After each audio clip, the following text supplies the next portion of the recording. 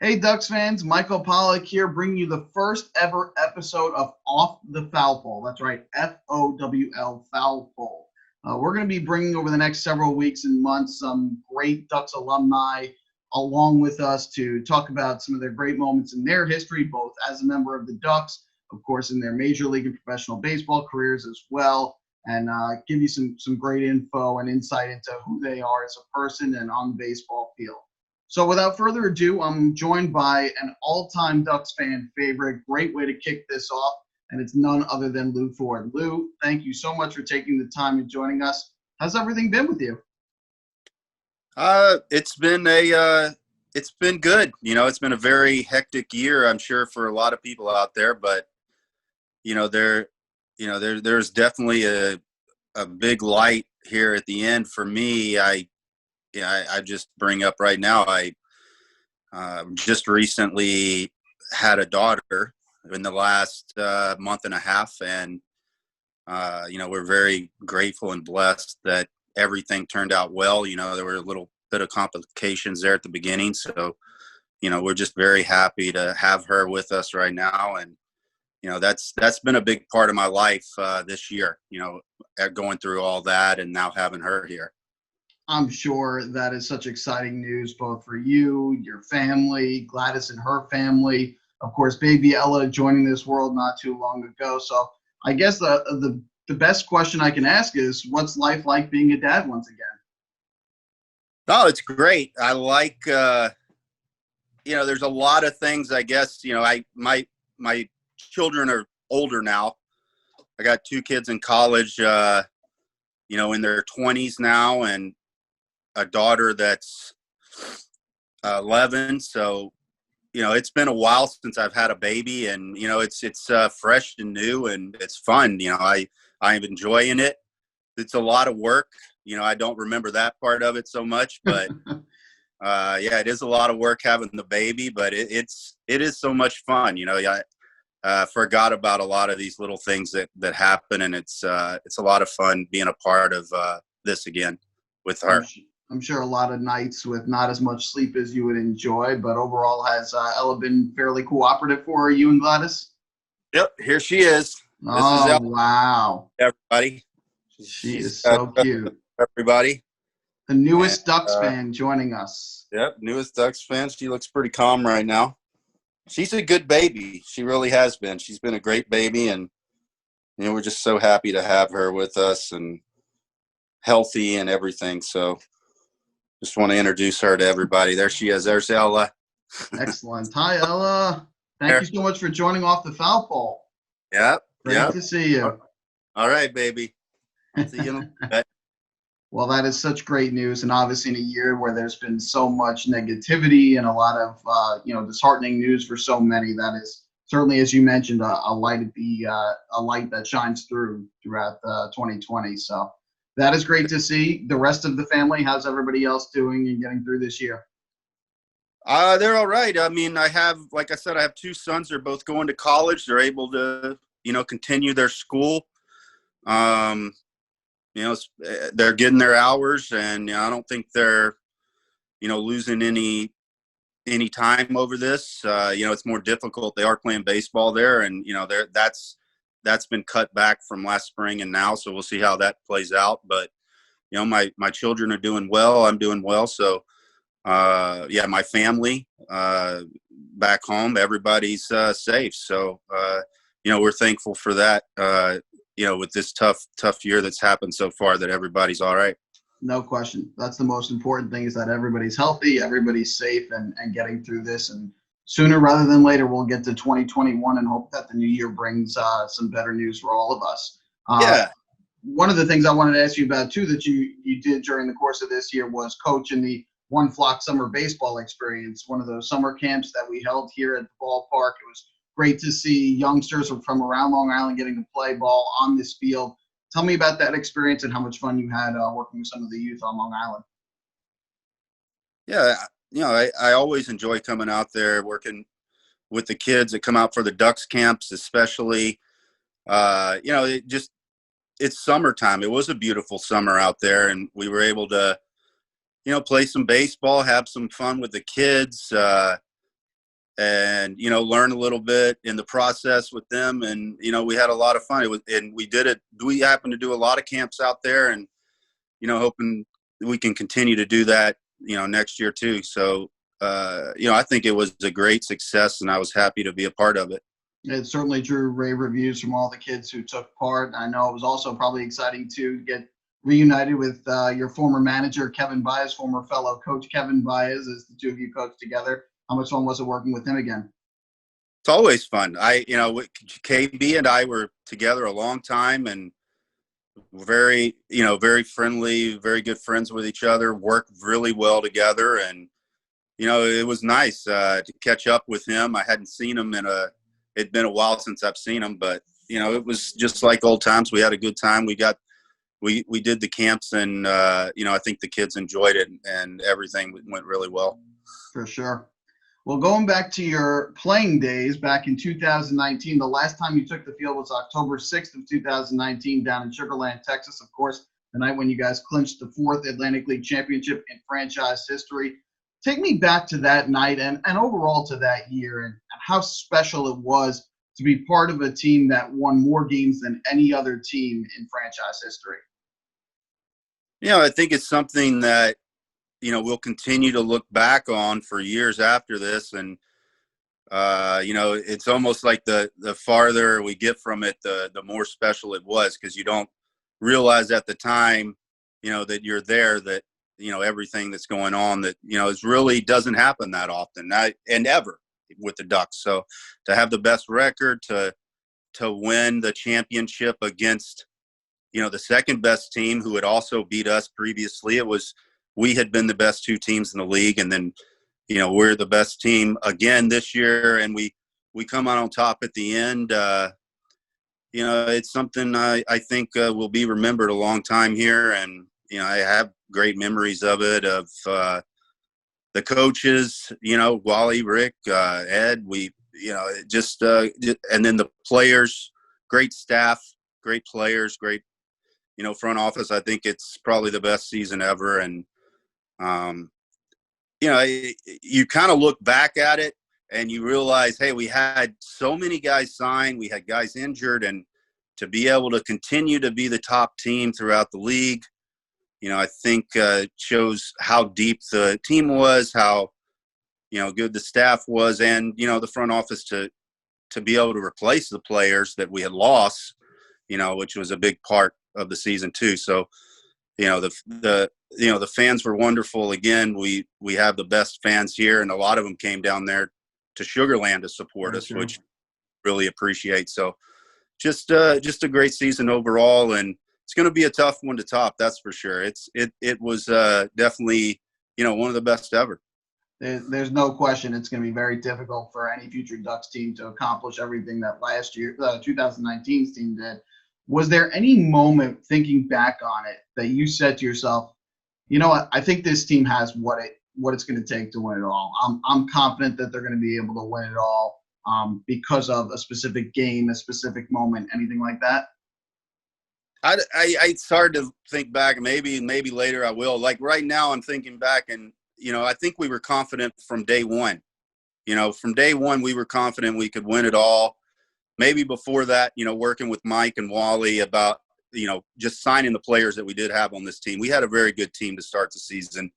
I believe the best in the league, but, we lost a lot of those guys, and we kept replacing them with very talented, championship caliber players. And that, that's tough to do. And, Wally and Mike did a great job with that. And we just I can't point to one specific time. I think throughout the year, we just maintained that confidence. We had a very good team from the beginning, and we were able to maintain the confidence and level of play, through some setbacks and adversity, losing guys, but we were able to just maintain that high level of play. You talked about working with Wally. Obviously, everybody knows his connection to Major League Baseball over the years that he's been managing in professional baseball. How much fun was it getting the chance to work with Wally in his first year as a Duck manager? And how influential do you think he was in being able to bring guys in to fill holes, guys like L.J. Mazzilli, who he used to coach with the Mets, and Davidson Romero, who he had managed with New Britain. Two huge pieces. Oh yeah, definitely. Look, I was I'm very fortunate to be able to work with Wally. I learned a lot. He's a smart manager. There's reasons for all the decisions he's making. He's just not going on gut a lot of times, which, sometimes you have to, but, most of the time he's got a reason for it. And, to be able to learn from him and, in a different maybe style maybe than KB did, which, I learned a lot from KB also, not to take anything away from him. I learned a lot, but, this is different, and being able to work with him and, I learned a lot. And then what he did as far as player personnel, it helped a lot. Like Mike, myself, had also been working to get guys, but, Wally has a lot of connections, and he knows a lot of people, and we got a lot of good players here, a lot of former Met players. And you talk about LJ, Debison, there's a lot. There's a lot. I'm off the top of my head, you could probably name 15 or 20 guys that he got here. Like it wasn't only those two, but those two were very critical in winning this championship. Obviously, Debison winning the MVP, and LJ just having a phenomenal season and playoffs for us, coming up big. But, he did a great job with that. And I think that was something maybe that was expected when he came in, but I think he probably, outdid himself or did more than was expected with that. He did a great job. No question. I bring this up because you alluded to it about how Wally had a reason for everything he did and how he oftentimes would go with his gut. Was it nice to be working on a coaching staff with a manager, given how much analytics has entered the game? Of course, we saw in the World Series when Kevin Cash took out Blake Snell as early as he did. Wally Backman a lot of times would extend his starters, let them go deep, and as you mentioned, go with his gut. Was it nice to be able to work with a manager that oftentimes would focus more on going with their gut, a little bit less on analytics? Well, I feel like that's probably how I had seen managers play out. Most of the time, I say go with their gut, but, this gut has got years of experience and scenarios and wisdom inside of it that's making that decision. It's not just, well, just flip a coin here. So he's got some a lot of experience that's leading up to why he's doing what he's doing. I feel like that's the way it's been a long time in baseball. Now it's not as much so, but they're playing off of numbers that managers are probably using their gut and using their experience to make those decisions. He made a lot of good decisions. They're different than I had seen before, but there's a reason for them, and that's what you learn from, and whether it's leaving a guy in, taking a guy out, who do you bring in relief? Those are critical moves that a manager makes that can influence a game. Pretty much it. Those are the big moves right there. When to take a guy out, and who do you bring in, and when to bring him in. So he did a few things that were different, definitely, than I had seen, but he made the right moves, and he had a reason for it. And, it definitely paid off at the end of the year. Look at our record over the course of the regular season. No question. You can't argue with the facts are that we performed and we had the best record. So, it's hard to argue with any of those moves. That's what I learned a lot from. Without question. You also brought up earlier kind of how nice it was in the end to beat Sugarland, being that the two of you were the best two teams. Of course, I'm sure there was a bit of a chip on your shoulder as well after the way 2016 and 2018 had gone against them. And, for so many years, it's been the Ducks, the Patriots. That's been the rivalry, and you could always tell when the Ducks and Patriots play, there's a little something extra going on between the players and that extra motivation to win those games. Has it felt like in the last year or two that that's shifted almost towards how you feel when you've played Sugarland, given the way last year went, given the way 2018 and 16 went, that teams and players now have extra motivation when it's the Ducks against the Skeeters? Yeah, I think the motivation, it comes from, yes, we want to beat the guys, that had beat us before. But a lot of this motivation comes from just playing another good team. You play the best team, which besides us, they were. You have to step that game up. You have to mentally be ready, and part of that could be, having that rivalry with the other team, a way to, get yourself mentally ready and prepared for a great series. And you mentioned Somerset. They actually moved to our division, where they were in the other division before, and we were able to play them in the finals. Now they're in our division, so we're beating them in the regular season or early in the playoffs, and then first round. We're that rivalry kind of got lessened because now it's Sugarland we're facing in the finals. They're now our team to beat. But Sugarland, Somerset still had a good team, but we've pretty consistently been beating them the last couple years. That's what's been happening. So now it's Sugarland. Who knows what it'll be next time? But it has been Sugarland the last couple years. We knew that going into that final was going to be a great series. Two best teams goes to Game 5. So, I think the guys definitely got up for it. They definitely knew Sugarland was the best team, and it's fun to play against other good players, against another team that's on your level. So, it was, definitely got everybody up for that finals.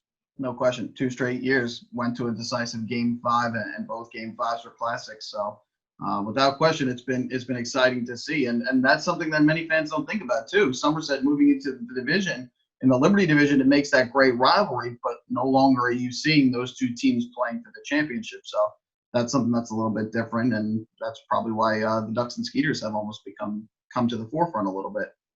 I want to shift a little bit now and go to your major league career. So obviously you were able to spend parts of 6 seasons in the major leagues. Now, having it been since 2012, the last time you were in the big leagues, are you able to kind of sit back, look at that, and appreciate the fact that you had the opportunity to play the game at the highest level for so many years? Oh, definitely. I think I started, maybe even before 2012, looking back and being happy and, almost, I guess, content with what had transpired earlier in my career. I made it to the major leagues. It was a accomplished goal. Played up there for 5 years with Minnesota. We made the playoffs, played in the playoffs 3 years, had a nice career, and, I'm happy with that. And then to be able to come back in 12 after wanting to continue my career and, maybe even not, the major league goal was so far away that it almost didn't seem possible at that time, in 10 and 11. It'd been a long time since I'd been there.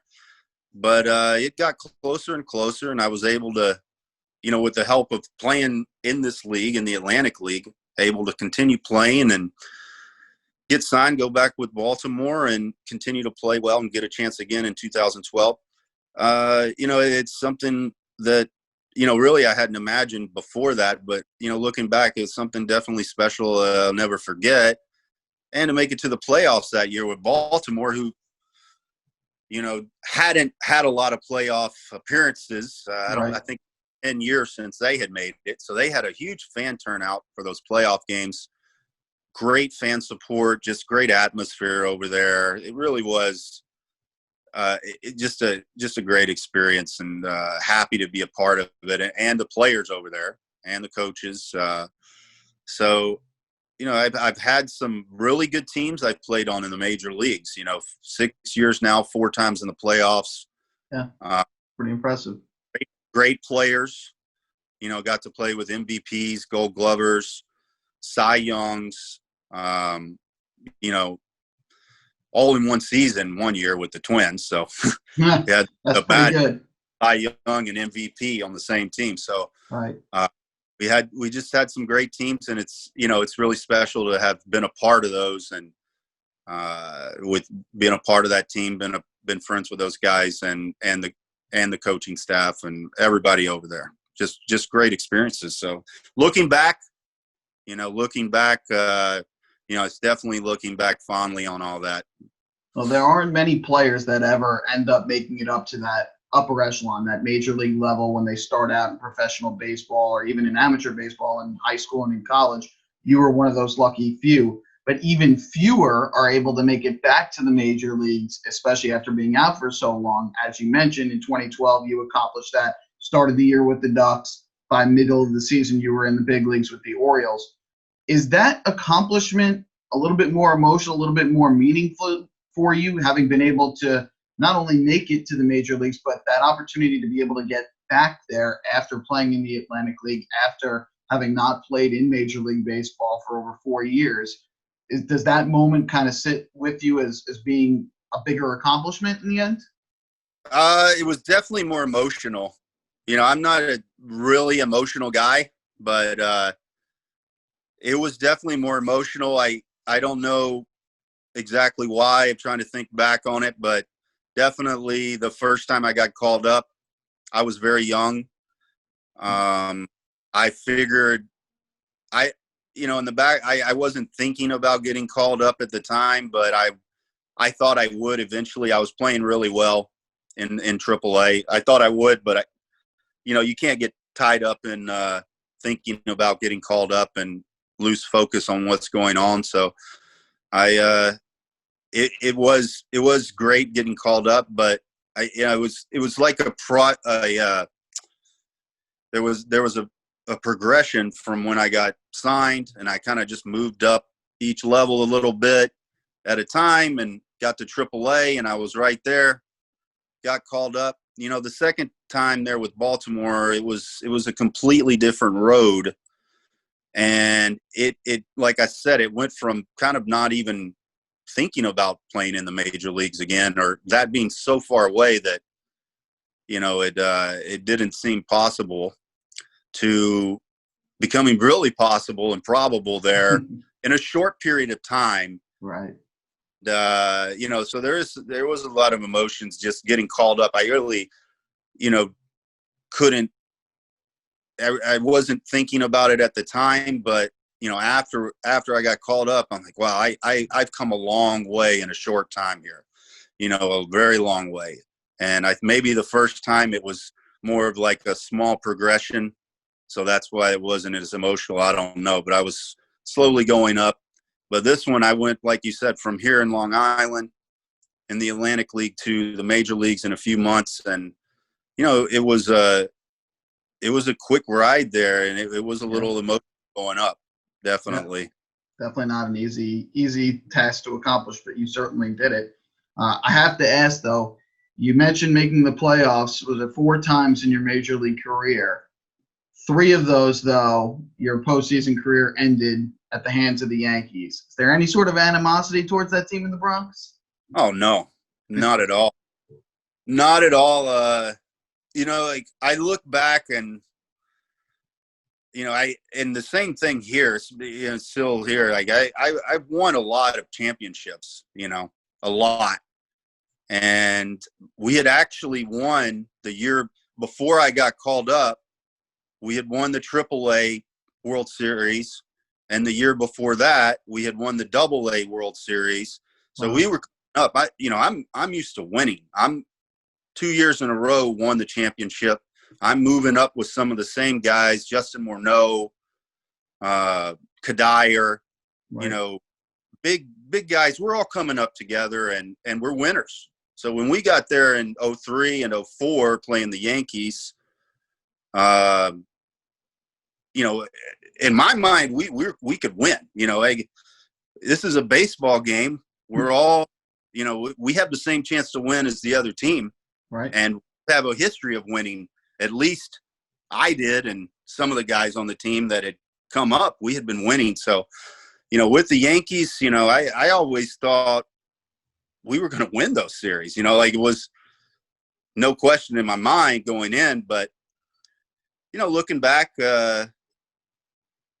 had, in my mind, we could have won. Like, Right. things wrong, things, whatever. We could have won those series. The Yankees end up winning, so sometimes that happens. They definitely had good teams. I can't take anything away from them there. They had some really good teams. And, so I don't have any animosity to the Yankees. I like playing, you want to play the best. You're going to have to beat the best if you want to win. So, Sure. if we want to win that World Series, we had to beat the Yankees. You know, that's who, and that's the goal. So, Yeah, it's all about beating the best. That's always right up there. Yeah, you want to play against the best. You have to beat them if you're going to win anyway. Right. So, and it had to be special playing in Yankee Stadium, both the old and the new one. Oh yeah, yeah. The new one's beautiful. You know, it's a beautiful everything. Stadium, clubhouse, field. You know, the stands. It's just it's. I guess what you expect from the Yankees. You know, so the old one again, just more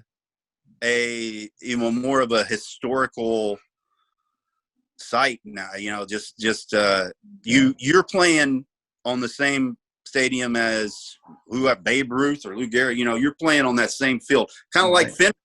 When you go out to Fenway, it's like, wow, you know, there's guys here playing 100 years ago that were just the best of the best. Then, you know, I'm playing on the same field as them, and even from, you know, the 80s, the 70s, all the way through, it's just been a long line of great players that have played at those places. And, you know, that's fun to be able to say, yeah, I played there too. You know, I played on that old Yankee Stadium where, you know, Babe Ruth or whoever played, or Ted Williams and Fenway. So, you know, you can't say that anymore.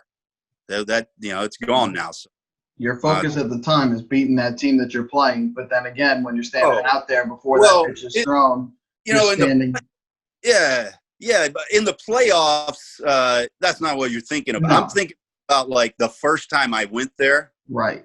You know, the first time you get there and you're like walking around before BP and, you know, kind of checking out the stadium and the field and seeing, you know, how you usually do that when you go to a new stadium. You go out early, you know, see how the grass is and how the dirt is, and, you know, look at the fence and things like that. And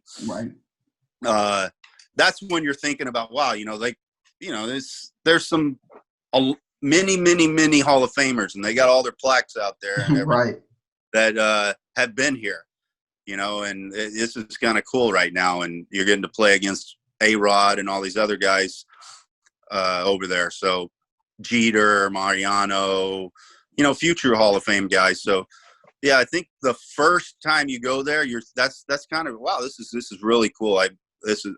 But by the time you get into the playoffs, which was, you know, I played them a few times, I think, by then. I mean, the playoffs to me is just, hey, we're here to win. You know, that's the bottom line. That's the goal. So, you know, kind of that has already passed the nostalgia of it, and just you're thinking more of winning. You know, winning these games and finding out a way to beat these guys.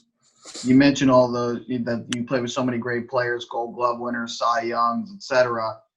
You got to pick one. Give me one player who you felt at your time in the big leagues was your all-time favorite teammate. I mean, I guess I have to say it's got to be Torrey Hunter when I was with the Twins. Great player. Yeah. Oh, great player. But, you know, it's kind of like when you're a younger guy, let's say you're coming up through the minors or looking at the major league team for your team, and you see who's there, and I'm a center fielder and I see Torrey Hunter's up there. He's the major league center fielder. So let's see I'm trying to make it to the major leagues. You know, I'm not going to take that guy's position. He's a Gold Glover. He's a great player. Yeah. So, you know, this was my thought process is, you know, I want to learn from this guy. I want to know what he knows, you know, and do what he does. He's really good. So in spring training, when I would get a chance to play with the major league team, you know, that's the first person I went and talked to. That's the guy that I hung out with there, you know, I was already behind him kind of as his backup in the minor league. So I'd learned a lot from him. And, you know, by the time I got to the major leagues, you know, we knew each other, but not that well. But by the time I had left, you know, I thought we were very close friends. you know, he came to my party. Like I had a little going away party before I went to Japan. He came to, and you know, we used to hang out on the road together a lot near the end of my career, and you know, we got to be pretty close. But you know, I just wanted to learn everything from this guy. I had, you know, he's kind of like a mentor to me, and you know, there wasn't. I don't think there could have been much better of a mentor there.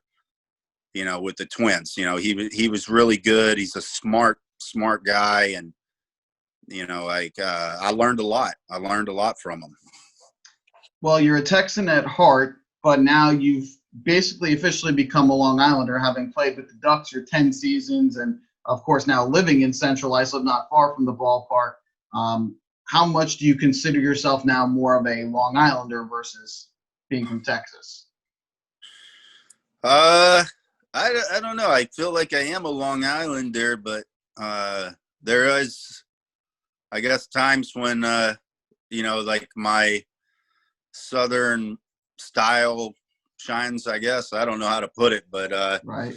I'm here in Long Island. I'm enjoying it. You know, I don't know where, you know, I'll be living in the future, but right now I'm enjoying where I'm at. I'm happy. I have my new baby. Right. You know, here with her family. They live close to us, so you know we're able to have a close family, and you know they got babies too. So we have a lot of babies going around right now, and you know I'm enjoying it. I'm enjoying this time right now. Perfect. Family just keeps on growing. So I'll have to ask, 44 years old now, you're looking forward to 2021. Is there still an itch to continue playing? Have you decided that you're going to shift completely towards coaching? And is coaching what you're looking to do once you're officially done playing? Yeah, I don't know exactly what I'm going to be doing right now. I know I said something this summer. I don't know about probably being done playing. So we'll see. Right now I'm trying. I've been working out, trying to eat a little better for my health and things like that, and just see maybe in January see how I feel. And you know, I wouldn't put it out of the question to play again. So, but you know, it's not something I can really commit to right now. Like, you know, because I don't know what's going to happen between now and then. But I wouldn't put that, you know, I wouldn't put that out of the question. So Sure. Well, I know all the Ducks fans would love to see you take the field again and play, but ultimately they just love having you around this organization. You've obviously become such a major part of this team and its success in the last decade. So I can't say enough about you being the perfect first guest for Off the Foul Pole. Thanks so much for joining us. Oh yeah, thank you for having me, Mike. Good luck with the future with these On the Foul Pole broadcasts. Absolutely. So fans, make sure you keep an eye out on our Facebook, Twitter, Instagram for when our next episode of Off the Foul Pole will be. Until then, thanks again to Lew for joining us, and everybody stay safe and healthy as we make our way towards the end of 2020.